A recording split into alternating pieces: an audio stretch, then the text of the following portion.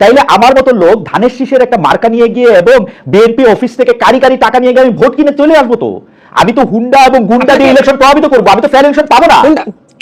ব্যাপারটা হলো কি খালেদ ভাই, বিগত আমার মনে হয় যে অনেকগুলা টার্ম আমরা শুধুমাত্র ওই আমির ভোট, নৈশ ভোট সবকিছু দেখে আমাদের কাছে মনেই হচ্ছে যে সামনেও এটাই হবে। তো তাহলে আমি বলতে চাই এই মুহূর্তে দাঁড়িয়ে গণঅভ্যুত্থানের প্রায় 10 মাস শেষ হয়ে গেল, ডক্টর মোহাম্মদ ইউনূস অন্তত পক্ষে তার তো শুধু ইলেকশন কমিশন না, তার তো পুলিশ বলেন, শাসিবিক জায়গা বলেন, এই জায়গাগুলো তো সংস্কারের একটা ম্যান্ডেট তার আছে। তাহলে কি সংস্কার হইলো যে আবার ওই শেষটাতে ভোট চুরি করার মতো পদ্ধতিটা থাকলো? আইন শৃঙ্খলা বাহিনীর কি সংস্কার হইলো না তো? সংস্কার হয় নাই তো। সবগুলি জায়গায় বিএনপি লোক বসে আছে, সবগুলি জায়গায় বিএনপি লোক বসে আছে, সংস্কার কেমনে হবে? যেখানে বিএনপি লোক নাই সেখানে জামাতের লোক আছে, অল্প কিছু এনসিপির লোক আছে, এই তো।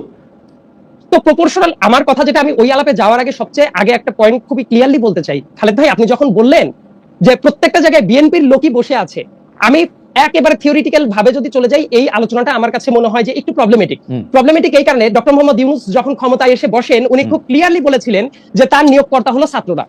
এবং অনেক জায়গায়, কেন এই সরকারের ভেতর আপনি যে বললেন সব জায়গায় বিএনপির লোক বসে আছে, ছাত্র প্রতিনিধি 2 জন বসে আছে না এখনো সরকারের ভেতরে? অনেক জায়গায় নিয়োগের বিভিন্ন জায়গায় যে ধরনের কথা বলছেন, এবং আমি প্র্যাকটিক্যালিটি যদি আরেকটা জায়গায় চিন্তা করি যে বাংলাদেশে এই মুহূর্তে সবকিছু বিএনপি কন্ট্রোল করছে, যখন আপনি এই জায়গাটা ধরে নিবেন তাহলে তো বলে আপনাকে আমি উদাহরণ দেই। অনেক ক্ষেত্রে ডক্টর ইউনূস তার অসহায়ত্বের কথা প্রকাশ্যে বলেছেন, ইঙ্গিতে বলেছেন, আমি প্রকাশ্যে বলি। এই সরকার ক্ষমতা আসার একদিনের মাথায় বেগম জিয়ার, হ্যাঁ এটা অন্যায় মামলা, রায় হয়েছে।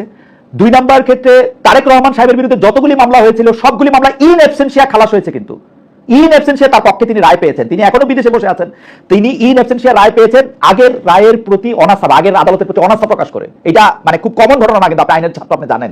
ওনার তো এই আদালতে আইসা বলতে হবে যে আমি এখন হাজির হয়েছি, আমি এখন আপনার উপর আস্থা আনতেছি। উনি আস্থা ছাড়াই কিন্তু উনি সব বিষয়ে উনার পক্ষে রায় পাইছেন। প্রতিটা জায়গায় আপনি নির্বাচন কমিশনের কথা যদি আপনি বলেন, নির্বাচন কমিশনের মধ্যে আপনি ইশাক সাহেবের ঘটনা নিয়ে আপনি একটা আনহোলি হোয়েস্ট দেখতে পান নাই? আপনার কাছে মনে হয় না যে নির্বাচন কমিশন? আপনি যখন এই পয়েন্টগুলো তুলছেন তাহলে তো আরেকটা পয়েন্ট তো আপনি বিএনপির মামলাগুলো শেষ হয়ে যাচ্ছে। ইউনূস সাহেবটা দেখতে পাচ্ছি, ইউনূস সাহেবটা দেখতে পাচ্ছি, ইউনূস সাহেবটা দেখতে পাচ্ছি, হ্যাঁ ইউনূস সাহেবটা দেখতে পাচ্ছি। সেটা একদম ট্রেডিং হচ্ছে, সেটা একদম ট্রেডিং হচ্ছে ইউনূস সাহেবের সাথে বিএনপির, ইউনূস সাহেবের সাথে বিএনপি ট্রেডিং হচ্ছে। এটা আমি আর আপনি তো দেখি না, এটা আপনি দেখেছেন? আমি তো দেখতে পাচ্ছি যে এর বেনিফিশিয়ারি, আমি তো বেনিফিশিয়ারি থেকে দেখবো। আমি তো দেখতে পাচ্ছি যে এই সরকার ক্ষমতায় থাকার বেনিফিশিয়ারি হচ্ছে ইউনূস সাহেব এবং বিএনপি। আর অন্য কেউ বেনিফিশিয়ারি নাই, অল্প বেনিফিশিয়ারি। এনসিপি কম, ওই 2 জন উপদেষ্টা আছে ফ্ল্যাগ লাগায় ঘুরে বেড়াচ্ছে।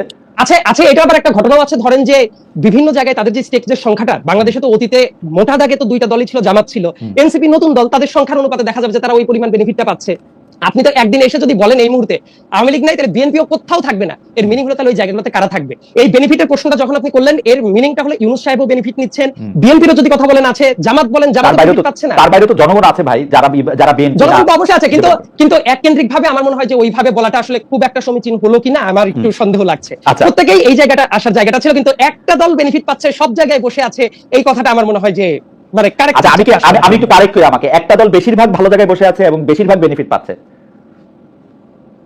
একটা দল বেশি, এটা কে ঠিক করবে? এই প্যারামিটারটা কে ঠিক করবে? এটা প্যারামিটারের প্রশ্নটা, আমি হচ্ছে যে উপসংহারটা দেখতে পাচ্ছি, আমি ফলত আমি গাছ থেকে কি ফল পড়তেছে সেটা দেখতে পাচ্ছি, এবং বিএনপির হুঙ্কার দেখতে পাচ্ছি, বিএনপির হুঙ্কার দেখতে পাচ্ছি ক্ষমতা আসার আগেই।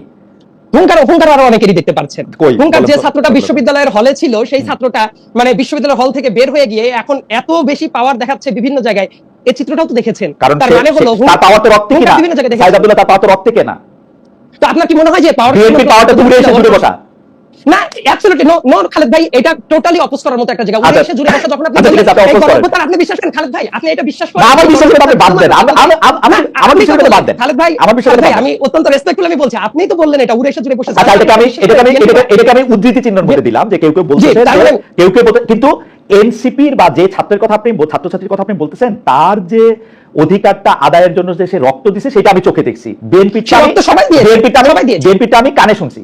এবার বলেন, আপনি কানে শুনেছেন, তার মানে বিএনপির কেউ মারা যায় নাই খালেদ ভাই? মারা গেছে। আপনি যখন বলছেন বিএনপির মারা গেছে, প্রথম যে ছাত্র আমাদের বন্ধুরা যাদেরকে আমরা মারা যেতে দেখেছি আমাদের এই আন্দোলনের অংশে, প্রথম কয়েকজনের নাম বলে তো ওয়াসিম আকরামের নামও চলে আসবে, চট্টগ্রামের, সে বিএনপি উইং এর ছিল, এবং একই সাথে বিএনপির হিউজ নাম্বার একজন মানুষ মারা গেছে, জামাতের অনেকে মারা গেছে। সো আপনি যদি বলেন যে ছাত্ররাই শুধুমাত্র রক্ত দিয়ে কেনা, এই ব্যাপারটা আমি এই আন্দোলনের একটা অংশ হিসেবে আমি খুবই তীব্রভাবে দ্বিমত পোষণ করলাম।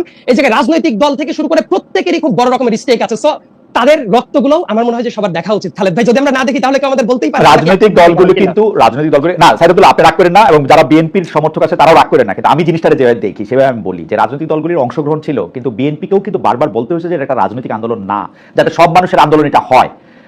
তো এই সব মানুষের আন্দোলনটাকে কারা নেতৃত্ব দিচ্ছে? ছাত্র জনতারাই নেতৃত্ব দিচ্ছে। এটা ছাত্ররা নেতৃত্ব ছিল, ছাত্রদের সামনে থেকে উৎসাহী হয়ে আরো অনেকে আসছে, আমরাও এটার মধ্যে, আপনি অনেক প্রত্যক্ষভাবে অংশগ্রহণ করেছেন, আমরাও একটু দূরবর্তীভাবে অংশগ্রহণ করছি, কিন্তু উদ্দেশ্যটা ছিল সিস্টেমটা পাল্টানো, যেটা আপনি এটার মধ্যে শুরু করছিলেন। এখন আপনি শুধু আপনার একটা প্রেফারেন্সের জন্য ওই সিস্টেমটার কাছেই আবার মানে আটকে থাকতেছেন কিনা, আমি কখনোই বলছি না, আমি কিন্তু কখনোই বলি নাই এক্স্যাক্টলি অ্যাজ ইট ইজ সিস্টেমটা থাকবে, এটা আমি কখনোই মনে করি না। অনেক জায়গায় চেঞ্জ আসার দরকারটা আছে, কিন্তু বর্তমানের সংকটটা কোথায় চলে গেছে খালেদ ভাই, প্রথম কথা আমি কিন্তু ব্যক্তিগতভাবে যেটা মনে করি, এই আন্দোলনটা গণ অভ্যুত্থানটা এটা সবার মানে সবার, এমনকি আপনাদের মতো যারা জার্নালিস্ট আছেন তারাও কি পরিমাণ ত্যাগ স্বীকার করেছেন না। একই সাথে আমি আরেকটা জিনিস বিশ্বাস করি, এই জায়গাটা এসে যাতে এটা ডেডলকে না পরিণত হয়, যে এই যে অনেকেই যে বলে এই সংকটটা আপনি যে আলোচনাটা টানছেন, এটা প্রিন্সটা কি, এটার জায়গাটা হলো যে সংস্কার নাকি নির্বাচন। খালেদ ভাই, আমি যদি একটা কাউন্টার প্রশ্ন করি, আপনি কি কখনো মনে করেন যে সংস্কারের কোনো নির্দিষ্ট সীমা আছে যে ওই পয়েন্টে যাওয়ার পরে সব সংস্কার শেষ হয়ে যাবে, তারপর দেশটা জান্নাতুল ফেরদৌসে চলে যাবে? সাইদুল্লাহ, আমি কিন্তু সংস্কার না নির্বাচন এই মুখোমুখি অবস্থানের মধ্যে আমি এটাকে কখনো নিতে চাই না। আমি আপনাকে সরল একটা প্রশ্ন করছি, সেটা হচ্ছে যে আপনি সিস্টেমটার পরিবর্তনটার ব্যাপারে যেভাবে কাঙ্ক্ষিত হচ্ছে না, এবং এটার মধ্যে থেকে আমি শুধু আপনাকে ভাইবা দেখতে বলতেছি, আপনি বলতেছেন এই আন্দোলন সবার, এই সবার মধ্যে কি আপনি এনসিপিতে বাদ দিতেছেন, বৈষম্য বিরোধী ছাত্র আন্দোলনে বাদ দিতেছেন? তাদের যখন আপনি তাদের যখন রাখবেন, তখন তাদের কথাটা শোনার জায়গাটাও তো আপনার রাখতে হবে না? অবশ্যই সবাই তো মতামত দিবে, আমি যেটা বিলিভ করি, হ্যাঁ অবশ্যই সবার মতামতটা থাকা উচিত, এবং সব মতামতের পর ভিত্তি করে আমরা বোধহয় একটা গ্রাউন্ডে চলে আসতে পারি। ইয়েস, সবাই সব পয়েন্টে একমত হবে না, আমি এখনো ততটা নৈরাশ্যবাদী না যে সবাই মোটামুটি কিছু পয়েন্ট